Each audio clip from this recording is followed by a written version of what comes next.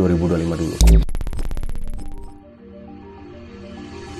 Simpelnya gini, kekagetan gua itu sebenarnya pas gua ngeliat foto ini. Dan sebenarnya menurut gue make sense. Cara mengukur kesejahteraan rakyat atau taraf hidup rakyat itu dengan ngelihat tabungannya dia. Menambah nggak nih tahun ke tahun? Artinya income dia bisa mengikuti inflasi dari pengeluarannya. Nah kalian lihat ya, untuk rekening yang di bawah 100 juta, dibanding 10 tahun lalu, rata-rata tabungan itu kegerus hampir lebih dari setengahnya. Sampai 1,7 juta. Terus ini yang bikin gue kaget dong. Belum lagi ditambah fakta bahwa 99% rekening Indonesia itu saldonya di bawah 100 juta. Tapi nanti ada yang bilang, ya bang kan 10 tahun lalu nggak segampang itu bikin rekening. Jadi sekarang emang banyak orang bikin rekening yang isinya nganggur. Terus bang, ini kan 2026, orang udah lebih melek investasi, orang nggak nabung lagi. Dua itu tuh concernnya valid. Gue sampai harus validasi data ini berkali-kali dengan AI yang berbeda, gue cari jurnal yang berbeda, tetap ngekonklusin hal yang sama. Memang ada faktor-faktor itu, tapi mayoritasnya karena kenaikan upah rata-rata masyarakat Indonesia nggak bisa ngejar sama pengeluaran-pengeluarannya. Tahun lalu, itu tahun dimana savings rate atau persentase menabung dari pendapatan itu paling rendah dalam sejarah. Kenapa berat? Karena 2025 itu tahunnya dimana bensin atau tabungannya masyarakat itu udah mulai habis. Makanya muncul fenomena yang namanya mantap makan tabungan atau rojali, rombongan jarang beli. Dan ini tuh kerasa. Cuma kalau kalian lihat foto itu lagi yang tadi, karena lihat yang paling kanan, untuk rekening yang paling atas, kekayaannya naik dan drastis dibanding kaum-kaum lain dari menengah sampai bawah. Simpelnya gini deh, 10% populasi Indonesia itu pegang hampir 80% dari kekayaan nasional. Dan kalau misalnya kita lihat dari rumus GDP, Indonesia kan didorong sama konsumsi rumah tangga, sekitar 60% lah kontribusinya. Top 20 populasi Indonesia itu ngekontribusi hampir setengahnya dari konsumsi itu. Sisa 80% populasinya itu dari kebutuhan primer, mak beras, listrik, emang kebutuhan-kebutuhan yang wajib mereka beli. Mungkin jadi data yang lebih mengerikan buat gua. Dulu pas kita lihat orang pinjol atau ngutang kredit, kita takutnya tuh mereka beli itu untuk kesenangan, beli iPhone, beli HP. Tapi di 2025 itu pecah rekor hutang konsumtif dan trennya ke arah kebutuhan primer. Jadi orang daftar pinjol sekarang untuk token listrik, bayar SPP anak, bayar kebutuhan sehari-hari. Kenapa ya? Soalnya tabungannya udah mulai habis. Kalau ngedenger cerita ini